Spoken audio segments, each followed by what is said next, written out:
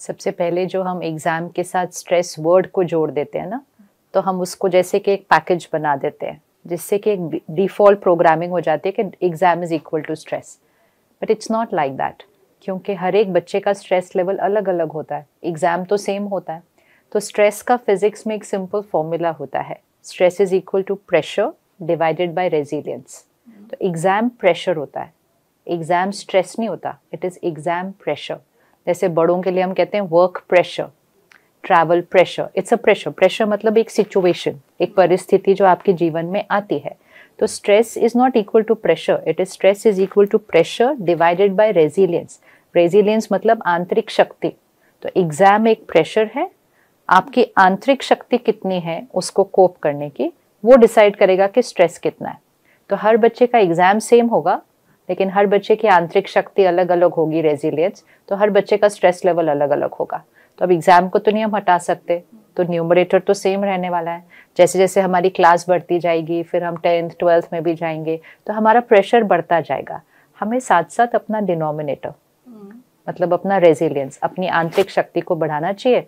फिर हम एग्जाम देंगे, थोड़ा सा तो लगेगा ही प्रेशर, बट स्ट्रेस, जिस तरह का स्ट्रेस आज हम बात कर रहे हैं, वो हमारी अपनी क्रिएशन हो गई है। हम जब स्कूल में थे तब टेंशन वर्ड था, तो मतलब 99 बुखार था, ठीक है। और वो भी हमें टेंशन कितनी होती थी, एग्जाम से 1-2 दिन पहले, रिजल्ट से 1 दिन पहले, बाकी पूरा साल वाज फाइन। वो वर्ड ही नहीं था, स्ट्रेस वर्ड नहीं था।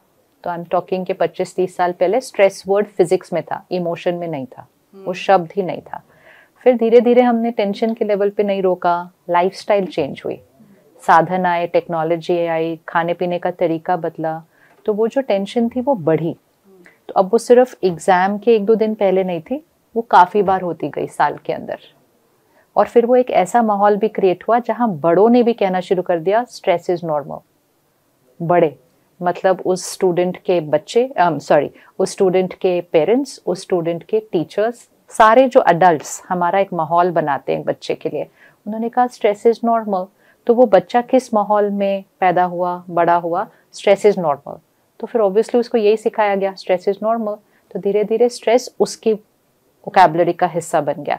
तो स्ट्रेस मतलब थोड़ा सा डिस्कम्फर्ट फील होना जब भी कोई बात आती है। लेकिन जब डिनोमिनेटर पर ध्यान नहीं रखा, तो ऑब्वियसली वो स्ट्रेस लेवल क्या होता गया, बढ़ता गया। तो कुछ भी अगर मेरे अनुसार नहीं है थोड़ा सा भी, तो मुझे डिस्टर्बेंस हो रही है, तो मुझे लग रहा है वो स्ट्रेस है, तो फिर वो मेरा स्ट्रेस लेवल बढ़ता गया। बट फिर अब वो स्ट्रेस तक नहीं रहेगा ना। फिर बीच में आया कोविड।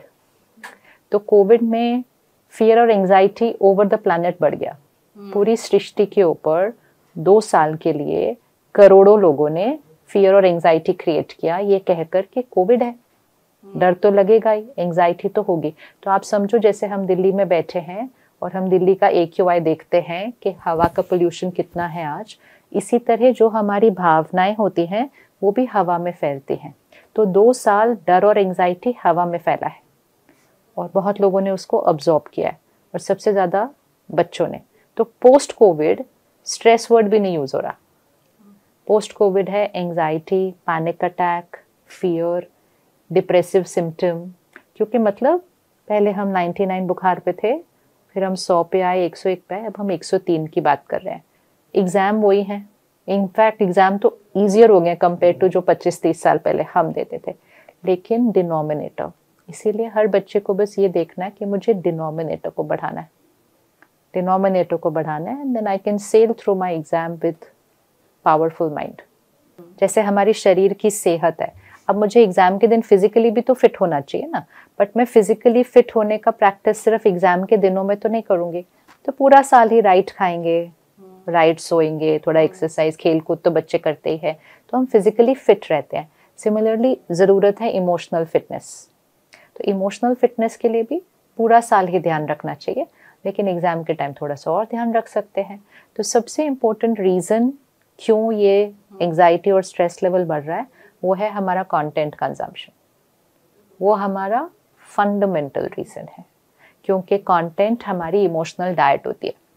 तो जैसे अगर मेरा शरीर कमज़ोर हो, मैं डॉक्टर के पास जाऊं, तो वो मेरी डाइट ही पूछेंगे सबसे पहले, और फिर वो डाइट में थोड़ा सा चेंज करेंगे, नहीं आप ये खाओ, ये खाओ, ये खाओ, खुराक अच्छी करो, आपकी शक्ति बढ़ जाएगी। तो जब हम स्कूल में थे तो स्ट्रेस वर्ड क्यों नहीं था? इसलिए नहीं था क्योंकि हमारे पास टीवी नहीं था, हमारे पास फ़ोन नहीं था, हमारे पास इंटरनेट नहीं था, तो हमारे पास कंटेंट नहीं था। तो हमारी इमोशनल डाइट क्या थी? सिर्फ लाइब्रेरी की बुक्स, स्कूल की लाइब्रेरी की बुक्स, तो वो तो पॉजिटिव कंटेंट होती थी, पढ़ाई की कंटेंट होती थी। एक न्यूज़पेपर जो घर आता था, और पेरेंट्स और टीचर्स, यही हमारा सोर्स ऑफ कंटेंट था। तो ऑटोमेटिकली इमोशनल डाइट ठीक ठाक थी, तो स्ट्रेस नहीं था। फिर हमने अपनी जनरेशन में देखा, पहला टीवी, फिर पहला लैपटॉप, पहला इंटरनेट, पहला मोबाइल, फिर पहला हफ्ते में एक बार आने वाला सीरियल, फिर वो रोज़ आने वाला एपिसोड, फिर वो फ़ोन पर आने वाला, फिर सोशल मीडिया, फिर OTT। हमने ये सब अपने इस 30 इयर्स के अंदर देखा है। और उस 30 इयर्स के साथ हमने देखा है कि जैसे जैसे ये बढ़ा सारा, उसी तरह स्ट्रेस लेवल बढ़ता गया। बिल्कुल, it is a direct proportion. And सिर्फ स्ट्रेस लेवल नहीं बढ़े, फिजिकल हेल्थ इश्यूज बढ़े, रिलेशनशिप इश्यूज बढ़े। तो 30 इयर्स बैक हमें डिप्रेशन वर्ड तो ना के बराबर, मतलब कैंसर ऐसे रेयर होता था कि किसी को कैंसर हुआ है, मतलब बहुत बड़ी बात हुआ करती थी। डायबिटीज़ भी ऐसा, अभी बहुत नॉर्मल बात करते हैं उसके बारे में। डिवोर्स, मतलब डिवोर्स हुआ है, बताते भी नहीं किसी को अब तो। सो ये 30 इयर्स का एक ग्राफ है कि जैसे जैसे इमोशनल डाइट चेंज हुई, इमोशनल फिटनेस लेवल्स अफेक्ट हुए, तो इमोशनल हेल्थ, जिससे फिर मेंटल हेल्थ, क्योंकि अब हम मेंटल हेल्थ की बात पर आ चुके हैं, तो यहाँ अफेक्ट होता है, उसका वाइब्रेशन बॉडी को जाता है। फिजिकल हेल्थ अफेक्ट होती है, उसका वाइब्रेशन हमारे रिश्तों में जाता है, रिश्ते अफेक्ट होते हैं, और उसी का वाइब्रेशन हमारी परफॉर्मेंस में जाता है। तो चाहे वो बच्चे के लिए एग्जाम है, चाहे बड़ों के लिए उनका करियर है, बट वो उसमें जाता है, परफॉर्मेंस में जाता है यहाँ। इसीलिए स्पिरिचुअल लॉ है, संकल्प से सृष्टि बनती है। Thoughts create our world. Thoughts पे ध्यान रख ले, हमारा पूरा वर्ल्ड ठीक चलेगा। कोई भी ऐसा कंटेंट नहीं कंज्यूम करना चाहिए जो आप एज एन इमोशन फील नहीं करना चाहते। मतलब अगर कौन सी इमोशंस हमें फिटनेस को कम करती हैं, कौन सी इमोशंस हमारी इमोशनल स्ट्रेंथ को बढ़ाती हैं, इसको एक बैटरी की तरह देखते हैं यहाँ पर। कौन सी इमोशन इस बैटरी को घटाएगी, कौन सी इमोशन इस बैटरी को बढ़ाएगी, मतलब रेजिलियंस। तो स्ट्रेस मतलब तनाव, गुस्सा, एंगर, चिंता, वरी, क्रिटिसिज्म, निंदा करना, कंपैरिजन, एक दूसरे के साथ स्पर्धा, जेलेसी, ईर्ष्या, कंपटीशन कि मुझे आपसे आगे जाना है, गॉसिप, ये सारी चीज़ें क्या कर रही है? इमोशनल हेल्थ को डाउन कर रही है। इसके opposite self respect, humility, Namrata, respect for other people, सम्मान, ईगोलेस, नम्रता, प्यार, एकता, यूनिटी, केयर करना, वरी नहीं करना, ध्यान रखना, चिंता नहीं करना। तो चिंता नीचे लेकर आएगा, ध्यान रखना ऊपर लेकर जाएगा। तो ये एक 2 लिस्ट बना लेते हैं। अब हमें वो वाला कंटेंट नहीं कंज्यूम करना जिसमें इस तरह के इमोशंस है। तो फॉर एग्जांपल कोई भी वायलेंट शो, कोई भी क्राइम शो, थ्रिलर, बच्चे आजकल बहुत सब ये सारी चीज़ें देखते हैं। सीरियल जिसमें घर टूट रहे हैं, वो बहुत सारे हैं। कोई भी कॉमेडी जो दूसरों को मजाक उड़ाकर उनको नीचे गिरा रही है। So that kind of content ना, जो आपको इमोशनली नीचे लेकर जाएगा। फिर सोशल मीडिया, एक दूसरे के साथ कंपेयर करना। Social media is for sharing, आपके पास कुछ है आप शेयर करो, लेकिन आप कंपेयर करो, या फिर बच्चों के अंदर भी बड़ों के अंदर भी, कि लोग मेरे बारे में क्या सोचते हैं, मुझे कितने लोगों ने लाइक किया, फिर मुझे वैसा बन जाना चाहिए जिनको लोग लाइक करते हैं। तो सेल्फ रिस्पेक्ट नहीं रहती, लोगों को क्या पसंद है उस अनुसार हम बनते जा रहे हैं। ये सारी चीज़ें हमारी शक्ति को घटा रही है। इवन वर्ल्ड न्यूज़, समाचार, बहुत ज़्यादा उसका विजुअल, बहुत ज़्यादा उसका ऑडियो, बहुत ज़्यादा इमोशंस उसका बार बार देखना, वो यहाँ के लिए हेल्दी नहीं है। इसीलिए हम सबको कहते हैं, इवन बच्चे, और बहुत बच्चे हैं जो इसको डेली करते हैं, कि कम से कम 10 मिनट्स स्पिरिचुअल कंटेंट रोज़ कंज्यूम कर लेना चाहिए। वो भी तो कंटेंट ही है, वो भी तो एक किताब है या एक वीडियो है या एक ऑडियो है। उसमें क्या है? Purity, faith, power, happiness, acceptance, healthy content. तो आप पूरा टाइम, पूरी तरह से तो इससे आप दूर हो नहीं पाएंगे, थोड़ा थोड़ा तो इसको कम कर दे और इसको 10 मिनट ऐड कर दे। ये जिसने इमोशनल डाइट अपनी ठीक कर ली, उसका इमोशनल फिटनेस लेवल ऐसे बढ़ जाएगा, इतना फास्ट, बहुत फास्ट बढ़ेगा। अब ऐसा लगता है वो दुनिया ही एक अलग थी, क्योंकि there is lot of difference.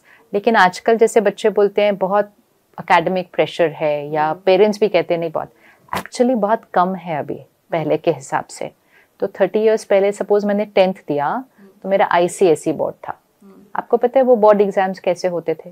3 साल का सिलेबस होता था बोर्ड एग्जाम के अंदर, मतलब 8th 9th 10th की किताबें वो हमें देखनी है, ठीक है। वो एग्जाम मंडे से फ्राइडे में खत्म हो जाता था, और रोज 2 पेपर होते थे। तो 3 घंटे का एक पेपर, फिर छोटी सी ब्रेक बीच में, 3 घंटे का एक पेपर, 2 पेपर आपने दे दिए 6 घंटे के, और इस तरह से आपने 5 दिन में दे दिए 12 पेपर और एग्जाम खत्म हो गए। इसको प्रेशर कहते हैं कि आप मंडे से फ्राइडे 3 साल का सिलेबस दे रहे हैं, 2 पेपर रोज दे रहे हैं। आप 8 बजे स्कूल पहुंचते हैं, 4 बजे स्कूल से निकलते हैं, अगले दिन सुबह आपको 8, मतलब आप ऐसे भी नहीं देख सकते, पूरी रात जाग लोगे तो भी ऐसे भी नहीं देख सकते आप वो 3 साल की किताब को। इसको कहते हैं प्रेशर। तो भी हमारे पास स्ट्रेस वर्ड नहीं था। और आज एक एग्जाम देते हैं, 1 साल का सिलेबस है, और उसमें भी बीच में छुट्टी आती है, कोई 4 दिन छुट्टी आ रही है, 5 दिन छुट्टी आ रही है। तो बच्चों को ये बार बार नहीं बोलना चाहिए कि ये एकेडमिक प्रेशर है। नहीं, प्रेशर तो बहुत घट गया है पिछले कुछ सालों में, क्योंकि जैसे जैसे स्ट्रेस बढ़ा ना, तो हमने क्या करने की कोशिश की, उनका प्रेशर घटाने की कोशिश की। बट हमारे को अगर हम इक्वेशन रखते हैं ना अपने सामने कि stress is equal to pressure divided by resilience, वो रेजिलियंस तो इग्नोर किया हुआ है। तो हमने कहा stress is equal to pressure, stress बढ़ रहा है तो स्ट्रेस को घटाने के लिए क्या कर दो, प्रेशर को घटा दो। प्रेशर को नहीं घटाना था, रेजिलियंस को बढ़ाना था। इसी क्योंकि देखो उसके बाद वो बच्चा कॉम्पिटिटिव एग्जाम देना चाहता है, उसके बाद वो बच्चा भारत के कोई प्रीमियर इंस्टीट्यूट्स में जाना चाहता है, जहाँ सडनली प्रेशर बहुत हाई है। इसीलिए अभी हम देख रहे हैं कि वो बच्चे वो प्रेशर के साथ कोप नहीं कर पा रहे हैं। पहले वाले बच्चे कर पाते थे, क्योंकि पहला उनके स्कूल से ही वो प्रेशर हाई चल रहा था। अभी वो स्कूल में और वो सब में इजी हो गया, और फिर सडनली आप प्रोफेशनल कॉलेज में गए, आपके लिए वो प्रेशर बढ़ गया। क्योंकि फिर प्रेशर घटाना सोल्यूशन नहीं होता, रेजिलियंस बढ़ाना सोल्यूशन होता है। तो हमें तो ऐसा याद नहीं है कि हमने कोई स्ट्रेस और एंजाइटी और या हमारे पेरेंट्स कोई बड़ा पैनिक कर रहे थे। वो युग ही अलग था, शायद 30 साल पहले अलग ही था, कुछ नहीं था इस तरह का। क्योंकि ना इस तरह का एक वो बिल्डअप नहीं होता था emotion, it's not building up like that. मतलब हाँ होता है, टेंशन तो होता है कल एग्जाम में, बट नथिंग कंपेयर टू जो आज हम बात करते हैं। इट्स आप अगेन आई एम सेइंग वो 99 और 103 फीवर जितना डिफरेंट था। क्योंकि ये तो मेरी पहली डेस्टिनेशन है, उसके बाद तो जीवन में मुझे कहीं और जाना है और कहीं और जाना है। और ये बच्चे रियलाइज करेंगे थोड़े दिन के बाद कि स्कूल का एग्जाम तो जीवन का सबसे आसान एग्जाम था, एग्जाम तो बाद में आने हैं, उसके बाद जो लाइफ के अंदर आने हैं। तो हर एक में रेजिलियंस चाहिए होगा, हर एक में रेजिलियंस चाहिए होगा। इसीलिए स्कूल के एग्जाम्स के टाइम से ही हम उस रेजिलियंस को अगर बढ़ाना शुरू कर देते हैं, तो अगर स्कूल के एग्जाम हम थोड़ा सा स्टेबिलिटी से दे दें, तो हम जीवन के एग्जाम्स भी फेस करने की बेटर पावर आ जाएगी हमारे पास। अगर हम स्कूल के एग्जाम में पैनिक कर रहे हैं इतना ज़्यादा, तो फिर दैट इज़ अ साइन कि आगे भी हमारे लिए थोड़ा सा मुश्किल हो जाएगा, तो हमें वापस उस डिनोमिनेटर पे जाना ही पड़ेगा। It is your fitness level, वो आपके मन की शक्ति की बात है। तो मन की शक्ति को थोड़ा सा बढ़ाना है, और वो भी सिर्फ इसलिए क्योंकि आजकल की लाइफस्टाइल उसको घटा रही है। नॉट कि आजकल के बच्चे कमज़ोर हैं, नॉट एट ऑल, बहुत ब्रिलियंट हैं, बहुत इंटेलिजेंट हैं, बहुत वेल इन्फॉर्म्ड हैं। हमारे पास तो इंटरनेट ही नहीं था उस ज़माने में। दे रियली ब्रिलियंट, लेकिन लाइफस्टाइल, एक कंटेंट, दूसरा बाहर का बहुत ज़्यादा खाना खाना। अगेन हमारे समय में वो एक रेयर हुआ करता था कि बाहर हम खाना खाने जा रहे हैं, वुड बी लाइक आज आप फर्स्ट आए हो तो आपको बाहर लेके जाएंगे, उस तरह की जीवन हमने जिया। तो घर का खाना मन के ऊपर बहुत ज़्यादा असर डालता है। भारत की संस्कृति में हमें हजारों सालों से पता है, जैसा अन्न वैसा मन होता है, फिर जैसा मन होता है वैसा तन होता है। अब अगर जब हम बाहर से खाना खा रहे हैं, घर बैठे आजकल बच्चे ऑर्डर कर लेते हैं, जो खाना बाहर से खरीदा जाता है वो बिजनेस के लिए बनाया जा रहा है। उसकी जो फंडामेंटल एनर्जी है वो कमाने की है, कमाने की है। जब घर पे खाना बनता था, उसकी बनता है जब उसकी फंडामेंटल एनर्जी देने की होती है। तो एक माँ खाना बना रही है या दादी नानी खाना बना रही है, तो वो किस भावना से बना रही है? बच्चे खाएंगे, उनको सेहत मिलेगी, it's a giving energy, it is a nurturing energy.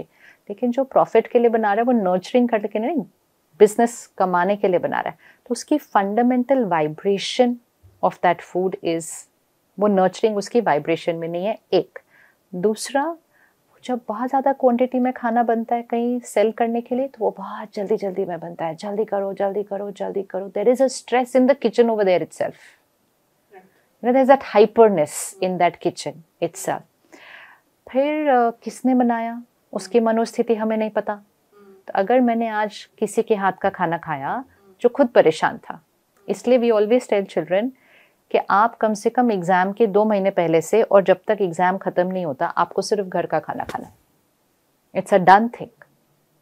क्योंकि आपने एग्ज़ाम है आपका अगले हफ्ते और आपने बाहर से खाना खा लिया, तो बच्चे तो ये सुनते हैं अच्छा बीमार फिजिकली नहीं होना, नहीं फिजिकली नहीं होंगे, लेकिन किसने आपका खाना बनाया, उसकी मनोस्थिति कैसी थी आज। अगर वो परेशान था किसी बात से, अगर उसके घर में कोई प्रॉब्लम आई थी, वो चिंता में बना रहा है खाना और आपने खाना खा लिया, शाम तक आपको चिंता होनी शुरू हो जाएगी। तो जैसा अन्न वैसा मन, दिस इज पावर। ये एक बहुत बहुत बड़ी शक्ति है। और तीसरा, आजकल तो ऑर्डर करके घर मंगवाते हैं ना डब्बा, बॉक्सेस, तो उस पे भी ये लिखा होता है कि अगर आपको 10 मिनट में नहीं पहुंचा, 15 मिनट में नहीं पहुंचा, तो आप ऑर्डर कैंसिल कर सकते हैं। तो जो लेके आ रहा है वो कौन सी वाइब्रेशन में लेके आ रहा है? फियर। ये सारी एक पूरा जो पैकेज आया ना आपके घर, ये आपके माइंड के लिए अच्छा नहीं है। फंडामेंटल एनर्जी प्रॉफिट है, दूसरा बनता बहुत हाइपर एक्टिविटी वाली स्थिति में है, किसने बनाया उसकी मनोस्थिति नहीं पता, और लेके आने वाला डर में लेके आ रहा है। अब एग्जाम से पहले आप ऐसा खाना खाएंगे? नहीं।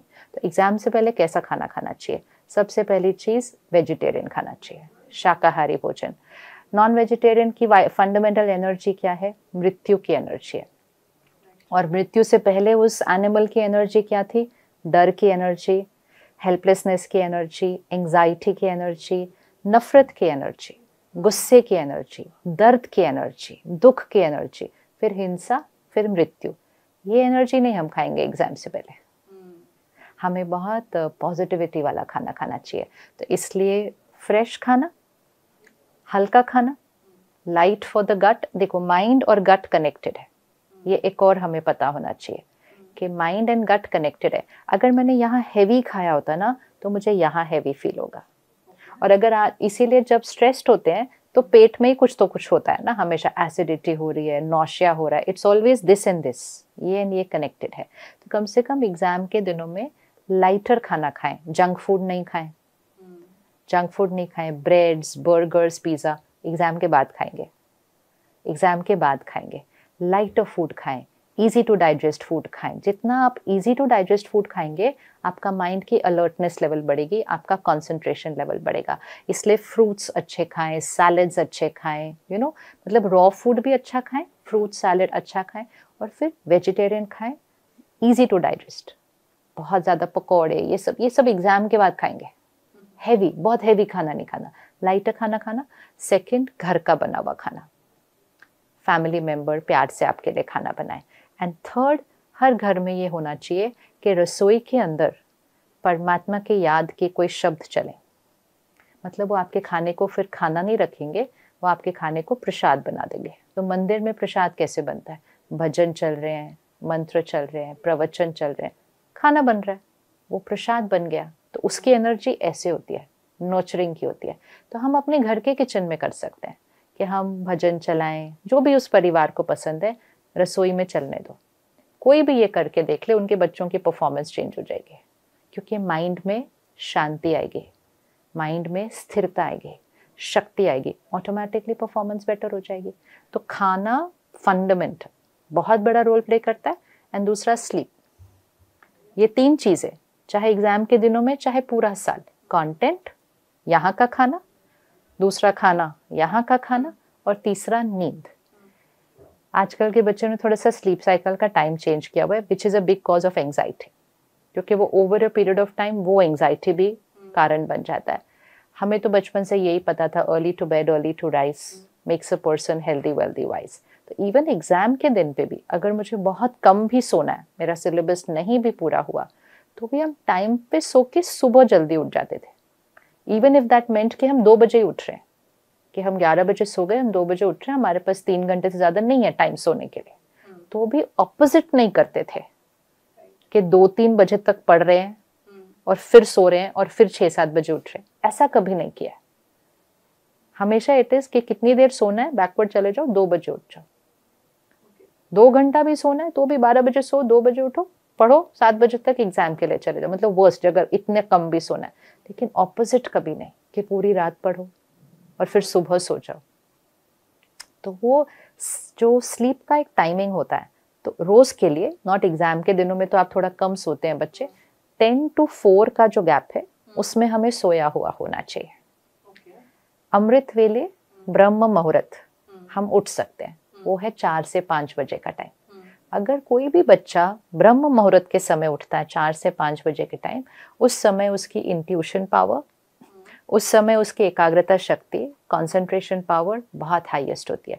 वो एक ब्लॉटिंग पेपर की तरह होता है जो सुबह सुबह एकदम ऐसे अब्जॉर्ब कर लेगा, क्योंकि सो के उठा है, बिल्कुल स्थिर है। अब यही आप रात को पता नहीं कैसे पढ़ते हैं रात को, क्योंकि रात तक तो ब्लॉटिंग पेपर भरा हुआ है पूरे दिन के चीज़ों का, अब उसके ऊपर रात को जाग के पढ़ो, तो वो ब्लॉटिंग पेपर में जगह किधर है जाने के लिए?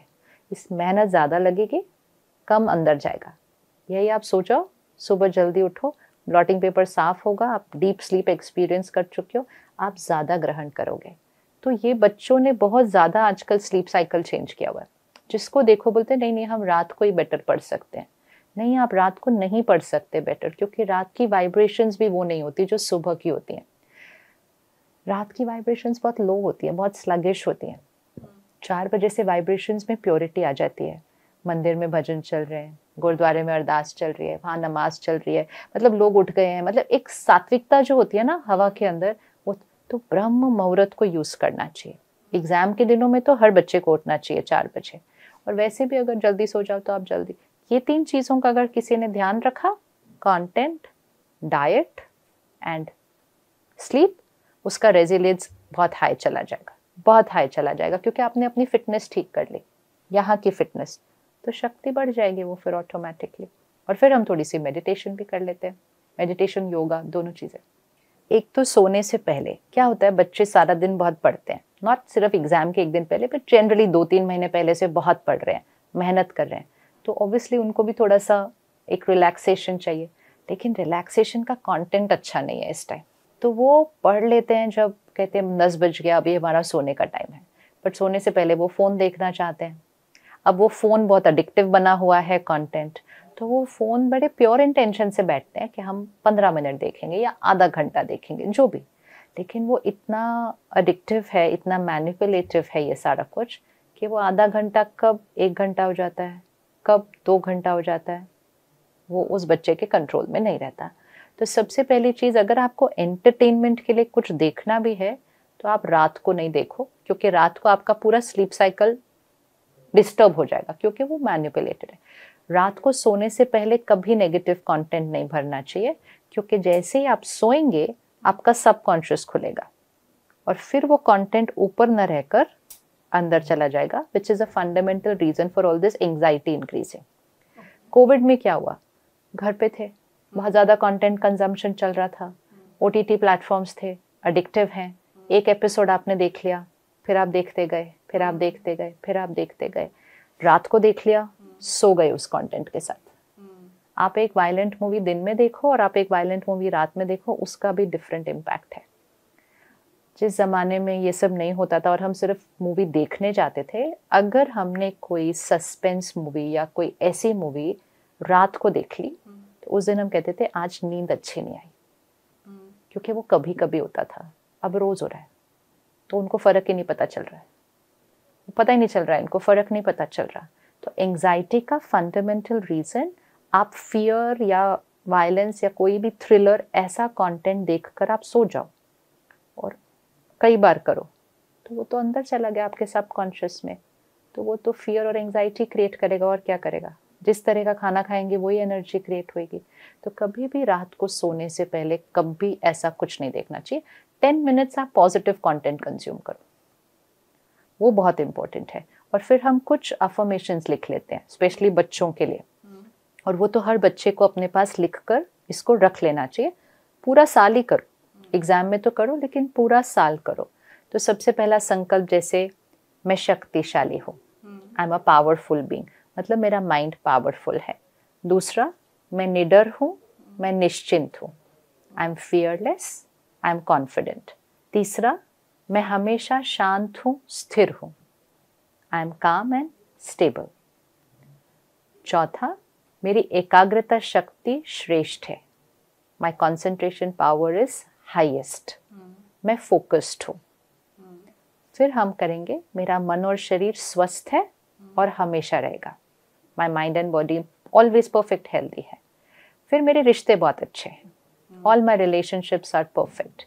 फिर अगर एग्जाम के लिए स्पेसिफिक आपको डालना है, my exam this year is a smooth experience. ये बहुत इंपॉर्टेंट है कि मेरी परीक्षा इस बार एक बहुत ब्यूटीफुल अनुभव होगी। सिर्फ मार्क्स अच्छे होंगे नहीं, वो एक्सपीरियंस ऑफ एग्जाम भी बहुत ब्यूटीफुल होना चाहिए। और फिर ये बहुत बच्चों ने किया एंड इट रियली वर्क्स, आपको कितने मार्क्स लाने हैं इस साल, आप अपनी आपकी जो कैपेसिटी है उससे आप 5% तो आराम से बढ़ा दो। और अगर आपने कोई कॉलेज में मतलब इसके बाद जाना है, आप अपना कॉलेज सेलेक्ट कर लो कि आपको कौन से कॉलेज में जाना है, आपको कौन सा कोर्स करना है। और फिर आप अपना संकल्प बनाओ, मुझे फिल इन द ब्लैंक, मुझे इतने मार्क्स मिल चुके हैं, मैं इस कॉलेज में पढ़ रहा हूँ और मेरा ये कोर्स बहुत अच्छा चल रहा है। इस पूरे मॉडल को कहते हैं संकल्प से सिद्धि। संकल्प से सिद्धि मतलब जो चीज आप अपने जीवन में देखना चाहते हैं, रियलिटी में, वास्तविकता में सिद्धि है, वो आपकी सफलता है, उसका आपको संकल्प करना पड़ेगा कि वो हो चुका है। तो जो संकल्प आप क्रिएट करते हैं और उसको बार बार दोहराते हैं, वो आपके जीवन में 100% सिद्ध होता है। ये तो मतलब कोई भी करके देख ले। It's called using the power of the mind, मन की शक्ति का उपयोग करना। तो अभी हम क्या कहते हैं, मैं स्ट्रेस्ड हूँ, मुझे एंजाइटी है। आजकल के बच्चे कहते हैं आई एम डिप्रेस्ड। अभी ऐसे संकल्प करेंगे और फिर वो कूल लगता है ना, एक दूसरे के साथ ऐसे बोल रहे I am depressed, I am depressed, I am seeing a counsellor. ऐसे शब्द को बार बार दोहराएंगे तो दोहराते दोहराते दोहराते वो एक दिन रियलिटी बन जाएगा। तो कभी भी आई एम नेगेटिव वर्ड नहीं डालना चाहिए। जो बनना चाहते हैं, जो महसूस करना चाहते हैं, वो लिखो कि मैं हूँ। तो मैं शक्तिशाली हूँ, मैं शांत और स्थिर हूँ, निडर और निश्चिंत हूँ, हमेशा खुश हूँ, मेरे पास बहुत टाइम है, मेरी एकाग्रता शक्ति बहुत अच्छी है, मेरा मन और शरीर स्वस्थ है, मेरे रिश्ते बहुत स्ट्रांग है, मेरी फोकस्ड है, मेरा एग्जाम का एक्सपीरियंस स्मूथ है, इतने नंबर मुझे मिल चुके हैं, इस कॉलेज में मैं पहुंच चुका हूँ। और लास्ट, बहुत इंपॉर्टेंट, परमात्मा की शक्तियों का सुरक्षा कवच मेरे चारों तरफ है। क्या होता है, when I am sitting in an exam, lot of energy around me, मेरे चारों तरफ औरों के स्ट्रेस की भी वाइब्रेशन है। कई बार लोगों को स्ट्रेस ज़्यादा दूसरों का स्ट्रेस देख के भी हो जाता है। जैसे कोई कम उसमें जाते हैं, कोचिंग क्लास में जाते हैं, सब लोग इतने स्ट्रेस्ड होते हैं तो उससे ही स्ट्रेस्ड हो जाता है। तो आप एक सुरक्षा कवच अपने चारों तरफ अपने संकल्पों का बनाओ कि परमात्मा की दुआएं और शक्तियां मेरे चारों तरफ एक सुरक्षा कवच है। तो फिर ना आपकी वाइब्रेशन उसी के अंदर ही रहेगी, आपके सर्कल के अंदर दूसरे की वाइब्रेशन नहीं एंटर कर सकती है। ये 10 संकल्प हमने लिख लिए। हर बच्चा आज भी कर ले, अगर अगले महीने एग्जाम में आज कर ले, इस 1 महीने में भी बेनिफिट होगा। हर रोज रात को सोने से पहले डायरी में इसको लिखो, 1 मिनट लगेगा सिर्फ, बट ये 1 मिनट आपने 10 संकल्प लिख लिए, आप सो गए। अब ये 10 संकल्प पूरी रात आपके यहाँ भी काम करेंगे और आपके यहाँ भी काम करेंगे। फिर सुबह उठ के आप इसको बोलते हुए उठो, उठते रहो, वॉशरूम जा रहे हो, ब्रश कर रहे हो, आप बोलो मैं शक्तिशाली हूँ, मैं हमेशा खुश हूँ, मैं यूँ। ये आपकी कोडिंग कर रहा है, ये आपकी वाइब्रेशन क्रिएट कर रहा है, वो वाइब्रेशन आपकी बॉडी को जा रहा है। तो एक बार रात को, एक बार सुबह, और खाना खाने से पहले। हाँ, एक और चीज़, खाना कभी फ़ोन और टीवी के साथ नहीं खाना बच्चों ने, कभी भी नहीं। वो सारे शब्द उसके अंदर चले जाते हैं, वो अपने आप में एंजाइटी का कारण है। आप वायलेंट मूवी देख रहे हो, आप कार्टून भी देख रहे हो, छोटे बच्चे कार्टून देखते हैं पर उसमें भी फाइटिंग चल रही है, वो उनके लिए वो एंजाइटी है। That's going into the food, वो खाने में जा रहा है, जैसा अन्न वैसा मन। तो हम वो संस्कृति है जिसने बचपन से सीखा शांति से, स्थिरता से, परमात्मा को याद करके साइलेंस में बैठ के खाना खाना है, वो करिए कि फ़ोन टीवी बंद, भगवान को शुक्रिया करके ये 10 संकल्प आप खाने को देखते हुए बोलिए। तो खाना आपके संकल्पों को अब्जॉर्ब कर लेगा, पानी आपका संकल्पों को अब्जॉर्ब कर लेगा, और जैसा अन्न वैसा मन, जैसा पानी वैसी वाणी। तो ये एक बहुत बड़ी शक्ति है। मतलब इसके साथ आप मिरेकल्स क्रिएट कर सकते हैं कि खाने और पानी को अपने संकल्पों से एनर्जाइज करो।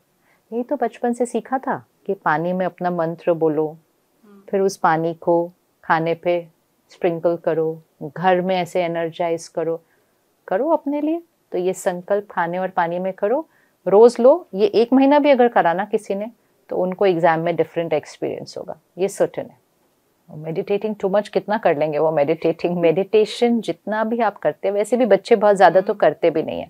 अगर आपने 5-7 मिनट भी कर लिया, 10 मिनट भी कर लिया, 15, नुकसान कभी मेडिटेशन का नहीं हो सकता अगर आपने ठीक से किया। क्या होता है, हमें लगता है हमें मेडिटेशन आती है तो हम बस ऐसे ही बंद करके अपने थॉट्स को सप्रेस करने की कोशिश करते हैं। मेडिटेशन ऐसा नहीं होता। मेडिटेशन आपको सीखना चाहिए, सीखना चाहिए। It should be a very comfortable experience. तो वो हर एक को खुद अपना जज करना पड़ेगा। तो कई बार रिस्क मेडिटेशन का नहीं है, आपके मेथड का है। कि आप अपने आप से कोई भी चीज़ अगर मैंने सीखी ना हो पूरा और मैंने अपने ही तरीके से कुछ करना शुरू कर दिया तो वो मुझे पर स्ट्रेन ले आएगा फिर। तो इसलिए मेडिटेशन तो मेमोरी को अच्छा करेगा क्योंकि वेस्ट थॉट्स खत्म हो जाती है। मेडिटेशन बेसिकली क्या करता है, मेरी नेगेटिव थॉट्स को ख़त्म करता है, मेरी वेस्ट थॉट्स को ख़त्म करता है। मेरी थॉट्स मेजॉरिटी टाइम राइट वाली रहती हैं। कोई बात आएगी अगर मैं डिस्टर्ब भी हुई तो जल्दी से हम वो ठीक कर सकते हैं। तो जब यहाँ राइट थॉट्स चलेंगी, कम चलेंगी, तो कंसंट्रेशन अपने आप ज़्यादा बढ़ जाएगी, फोकस अपने आप बढ़ जाएगा। कोई भी बात आएगी, आपका थॉट प्रोसेस पॉजिटिव चल रहा है, तो मेडिटेशन वो सब कर रहा है। मेडिटेशन थॉटलेस नहीं है। कई लोग थॉटलेस होने की कोशिश करते हैं मेडिटेशन में, तो उसको बहुत स्ट्रेन कर देते हैं, तो सप्रेस हो जाता है। तो वो नहीं है। तो मेडिटेशन कभी नुकसान नहीं कर सकता। तो जैसे वॉक पर चले गए, नंगे पांव चल लिया घास के अंदर, उस तरह से दिन के टाइम है, सन की एनर्जी को ले लिया अपने अंदर, गो एंड फेस द सन, उस शक्ति को अपने अंदर भरो। तो उस तरह की ब्रेक लो। अगर किसी से बात करनी है, क्योंकि बहुत देर से अकेले बैठ के पढ़ रहे हैं, लेकिन फिर वो बातें पॉजिटिव होनी चाहिए, ताकि जब अब तक आप वापस आ रहे हो ना, आपके माइंड को ऐसा फील होना चाहिए जैसे किसी ने उसको मसाज किया। देखो फिजिकली अगर मैं फटीग हो गई, अभी मैं सपोज ये कुर्सी पे बैठ के पढ़ रही हूँ, तो अभी मेरा सारा ये फटीग हो जाएगा पढ़ते पढ़ते। अब मैंने बोला मुझे ब्रेक लेनी है, तो जब मैं ब्रेक से वापस आऊँ, ये सब कुछ रिलैक्स्ड होना चाहिए ना मेरा। अगर मेरे ब्रेक में ये और भी ज़्यादा स्टिफ हो गया तो मेरा next part of the studying तो अफेक्ट हो जाएगा। सेम हियर, आप ये लक्ष्य रखो कि अगर आपने आधा घंटा भी ब्रेक लिया है, आपके माइंड को एक रिलैक्सेशन, एक मसाज जैसा, जिसने आपके सारे स्टिफनेस को निकाल दिया, ऐसा एक्सपीरियंस होना चाहिए आधे घंटे। तो अच्छी बातें करो, किसी से प्यारी सारी बातें करो, कोई वॉक करके आओ, थोड़ा सा फ्रेश एयर में जाओ, घर में नहीं बैठो। You really need to go out into fresh air.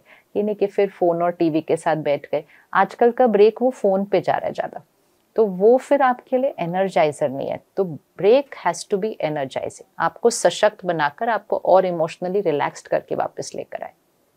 कोई भी एडिक्शन मन की शक्ति को घटाएगी, क्योंकि वो एक डिपेंडेंसी है, एक एडिक्शन है। ये जो फोन की एडिक्शन है, ये बचपन से हो रही है अब, इसीलिए शक्तियाँ कम हो रही हैं। जब हम स्कूल कॉलेज में थे तो लोग अल्कोहल, सिगरेट, इस तरह की एडिक्शंस तब हुआ करती थी। उस टाइम पे सिर्फ वही वाली हुआ करती थी, लेकिन कौन सी एज में होती थी? वो होती थी कॉलेज के भी बाद। अब इनकी होने लगी बचपन से। तो चीज चाहे अल्कोहल हो चाहे फोन हो, लेकिन संस्कार तो एडिक्शन ही है ना, डिपेंडेंसी है। तो इसलिए वो ध्यान रखना है कि आपकी कोई भी आदत एडिक्टिव नहीं होनी चाहिए, और ये एडिक्टिव है। तो इसलिए वो बहुत ध्यान रखना है उससे, कि आपने अपने आप को बहुत माइंडफुल रखना है। डिस्ट्रैक्शंस कोई और नहीं ला रहा, डिस्ट्रैक्शंस तो हम खुद ही ला रहे हैं। तो उतनी विल पावर होनी चाहिए कि अपना फोन हैंड ओवर कर दो। क्या होता है, एक सोशल कंडीशनिंग है। हम क्या कहते हैं, जिसके अच्छे नंबर आ गए, हमने कहा ये बहुत अच्छा बच्चा है, ये सक्सेसफुल बच्चा है। कोई एक और बच्चा होगा जिसके संस्कार बहुत अच्छे हैं, लेकिन उसके नंबर उतने नहीं आते। हर एक की कैपेसिटी भी अपनी अपनी होती है। देखो, एक आईक्यू हर एक की अलग अलग है। तो मैं कितना भी पढ़ूं, मे बी मेरी कैपेसिटी उतनी है, मैं उसको थोड़ा सा और स्ट्रेच कर सकती हूँ, ठीक है, लेकिन नॉट नेसेसरी कि मैं दूसरों की कैपेसिटी की तरफ पहुंच सकती हूँ। हर एक की कैपेसिटी अलग अलग है। लेकिन हमारी कंडीशनिंग इस समय ऐसी हुई है, स्कूल में भी और बड़ों में भी, कि जो अच्छे नंबर ले रहा है, डजेंट मैटर उसके अंदर अहंकार है, वो किसी के साथ शेयर नहीं करता है, वो रूड भी है, कोई फर्क नहीं पड़ता, वो नंबर अच्छे ले रहा है ना, बहुत सक्सेसफुल बच्चा है, सफल बच्चा है। और जिसके अंदर बहुत अच्छे संस्कार है लेकिन नंबर कम आ रहे हैं, कहते फेलियर, इसका क्या होगा जीवन में, नो गुड। ये है, ये परफॉर्मेंस है, ये व्यक्ति नहीं है। ये मार्क्स सिर्फ परफॉर्मेंस है, व्यक्ति नहीं है। ये एग्जाम सिर्फ आपकी परफॉर्मेंस को चेक कर रहा है, आपके संस्कारों को नहीं। आप बहुत अच्छे हैं और हमेशा और बहुत अच्छे बनते जाएंगे। जस्ट बिकॉज मेरे किसी चीज में नंबर कम आ गए doesn't mean I am less. तो वो दोनों को सेपरेट करना है, the I and my performance. तो ये बहुत इंपॉर्टेंट है कि हमारे संस्कार बहुत अच्छे होने चाहिए, और जितने संस्कारों को हम और पावरफुल बनाएंगे, हमारी परफॉर्मेंस हमारी कैपेसिटी से बढ़ती जाएगी, दूसरों के साथ कंपैरिजन नहीं, हमारी कैपेसिटी से। और जैसे उन्होंने कहा कि वॉरियर मतलब एक मेरे लाइफ में आया है चैलेंज, क्राइसिस नहीं, चैलेंज मतलब जिसको मुझे बहुत पावरफुली क्रॉस करना है। लेकिन जैसे ही हम वॉरियर चिंता करेंगे तो फिर तो वो चैलेंज के सामने हम थोड़ा सा हार ही जाते हैं, क्योंकि चिंता तो एनर्जी को क्या करती है, कम करती है। एंड लाफ मतलब हंसो, लेकिन हंसो मतलब सिर्फ बाहर नहीं, मतलब मन से भी मौज की फीलिंग के अंदर एग्जाम दो, लाइटर फीलिंग के अंदर एग्जाम दो, हेवियर नहीं, क्योंकि हेवियर आपकी परफॉर्मेंस को भी नीचे लेकर आता है। आपसे केयरलेस मिस्टेक हो जाती है एग्जाम के दिन जब स्ट्रेस होता है। तो लाफ मतलब मौज की तरह उसको एग्जाम को देना है। एक्चुअली एग्जाम शुरू होने से पहले साइलेंस में जरूर बैठना चाहिए 1 मिनट। पेपर आ गया, पेन रख लिया, सब कुछ हो गया, उन्होंने कहा रेडी, आप 2 मिनट साइलेंस में बैठकर अपने वो अफर्मेशंस को रिपीट करो एग्जाम करने से पहले। रिपीट करो एग्जाम करने से पहले कि मैं पावरफुल हूँ। वो मैं स्ट्रेस में नहीं एग्जाम लिखना चाहिए, मैं पावरफुल हूँ, मैं शांत हूँ, मैं स्थिर हूँ, आज का मेरा एग्जाम ब्यूटीफुल एक्सपीरियंस है, मुझे हर आंसर आता है। ये आप पहले से संकल्प कर लो और फिर आप करना शुरू करो। और हम तो बहुत सारे बच्चों से मिलते हैं ना, तो जो मेडिटेशन भी करते हैं, सेंटर पर भी आते हैं, परमात्मा को याद करते हैं। तो एक बच्चे ने मुझे उस दिन कहा कि मैं तो अटक गया, मुझे तो आता ही नहीं था वो वाला आंसर। मैं कहा फिर क्या किया?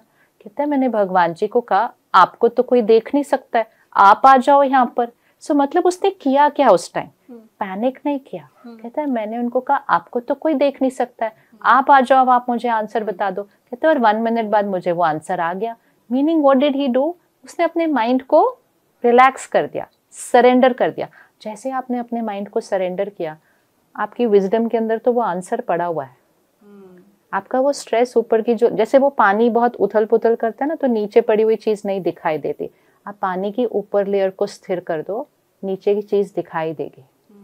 तो अगर उस टाइम आपको नहीं आ रहा ना कुछ, 30 सेकेंड्स भी मेडिटेशन करो, रिलैक्स करो, आपको कुछ ना कुछ याद जरूर आ जाएगा उसके बाद। मेडिटेशन में हम 2 चीजें करते हैं, हम वो एक थॉट क्रिएट करते हैं, सेकंड उसको विजुअलाइज जरूर करना है ना। तो जैसे हमने एक थॉट क्रिएट की, my meditation is a smooth, my exam is a smooth experience, कि मेरा ये एग्जाम आज एक बहुत ही सुंदर अनुभव होने वाला है। फिर उसको आप विजुअलाइज करो कि आप एग्जाम हॉल में बैठे हैं, बहुत शांत हैं, स्थिर हैं, पेपर आपके सामने आया, आपको सब कुछ आता है और आपने बहुत ही निश्चिंतता से इसको पूरा विजुअलाइज कर लो। तो थॉट क्रिएट करो, उसको विजुअलाइज करो, वो एक्सपीरियंस इधर कोड हो जाएगा, वो आपके माइंड को अभी रिलैक्स करेगा। और जिस दिन एग्जाम होगा वो एक्सपीरियंस से आप एग्जाम देंगे जो आपने पहले विजुअलाइज करके क्रिएट कर लिया था। तो 2 पावर्स है, power of affirmation, power of visualisation. Power of visualise, आप पहले से विजुअलाइज करो कि मेरा एग्जाम का एक्सपीरियंस कितना ब्यूटीफुल होने वाला है। बहुत लोग इसको यूज़ करते हैं अपने परफॉर्मेंस में, स्पोर्ट्स में लोग यूज़ करते हैं कि मैंने आज कैसे प्ले करना है, एक्टिंग में यूज़ करते हैं, डॉक्टर्स यूज़ करते हैं। पहले से विजुअलाइज करो कि आज के दिन में क्या क्या कैसे होने वाला है, इन अ वेरी पॉजिटिव मैनर। फिर वो अनफोल्ड होता जाएगा आपके सारे दिन के अंदर। इट्स नॉट अबाउट आप कितने घंटे स्टडी कर रहे हैं, इट इज़ अबाउट आप कितनी एकाग्रता से, कितना एक्यूरेटली उतने घंटे स्टडी कर रहे हैं। तो अगर आप सपोज, मैंने अभी फ़ोन देखा, इतना सब कुछ अपने अंदर भर लिया, तो मेरा ये ब्लॉटिंग पेपर तो भरा हुआ है, अब मैं बैठ गई पढ़ने, तो चाहे मैं अपने आप को कहूँ मैंने 5 घंटे पढ़ा, लेकिन ब्लॉटिंग पेपर तो पहले दूसरी चीज़ों से भरा हुआ था, तो कितना अंदर जाएगा। और यही मैं सुबह उठी 4-5 बजे, ब्लॉटिंग पेपर बिल्कुल साफ़ है, मैंने 5-10 मिनट मेडिटेशन किया, डीप ब्रीदिंग की, प्राणायाम किया, अब मैं पढ़ने बैठी, तो वही काम मेरा 1 घंटे में हो जाएगा।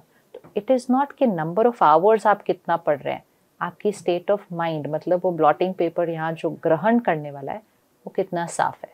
जितना वो साफ़ होगा, आपका वही वाला काम कम घंटे में होने वाला है। जितना ये भरा हुआ होगा आप पूरे रात बैठ जाओ, वो अंदर नहीं जाने वाला बहुत ज़्यादा। इम्पोर्टेंट नंबर ऑफ आवर्स नहीं है, इम्पोर्टेंट इज़ आप अपनी लाइफस्टाइल को कैसे बना रहे हैं। आपने खाना बहुत हैवी खा लिया, आपने एक अभी टीवी पे कुछ ऐसा देख लिया, अब आप बैठो पढ़ने, तो यहाँ इतना शोर मच रहा होगा अंदर। आपने अभी अभी किसी से फ़ोन पे बात कर ली, अभी अभी आपका किसी से आर्ग्यूमेंट हो गया, अब आप बैठ जाओ पढ़ने, क्या पढ़ेंगे, कैसे पढ़ेंगे उसके बाद। मैं तो बोलती हूँ हम उस युग में पढ़े ना जब ये फ़ोन वोन थे ही नहीं दूसरे वाले, सिर्फ एक लैंडलाइन था, तो एग्ज़ाम के टाइम तो हमें मिलता ही नहीं था फ़ोन पे बात करना ज़्यादा। अपने आप ही चीज़ें हमने प्रोटेक्टेड थे हम ये सारी चीज़ों से एक्चुअली। तो जो भी बच्चे अभी एग्ज़ाम दे रहे हैं, अभी तो ये करें जो हमने आज डिस्कस किया, लेकिन अभी तो आप अगले साल फिर एग्ज़ाम देंगे। तो इस लाइफस्टाइल को एग्ज़ाम के दिनों के लिए नहीं रखना, इस लाइफस्टाइल को अपना लाइफस्टाइल बना लो कि खाना जहाँ तक हो सके घर का खाओ, सो रात को जल्दी सुबह उठ के पढ़ो, एंड कंटेंट प्लीज़ उसको अगर ये लोग कर लेंगे ना तो इनकी जीवन बहुत ब्यूटीफुल है, क्योंकि इनके पास इतने साधन है अब जो हमारे पास नहीं थे। कितना कुछ है लाइफ को कंफर्टेबल बनाने के लिए। तो कंटेंट को रिस्ट्रिक्ट कर दो, 10 मिनट रोज मेडिटेशन कर लो, ताकि नेक्स्ट एग्जाम तक तो पक्का स्ट्रेस नहीं होगा, दैट इज फॉर श्योर। और अभी कर लें तो अगले महीने तक भी नहीं होगा।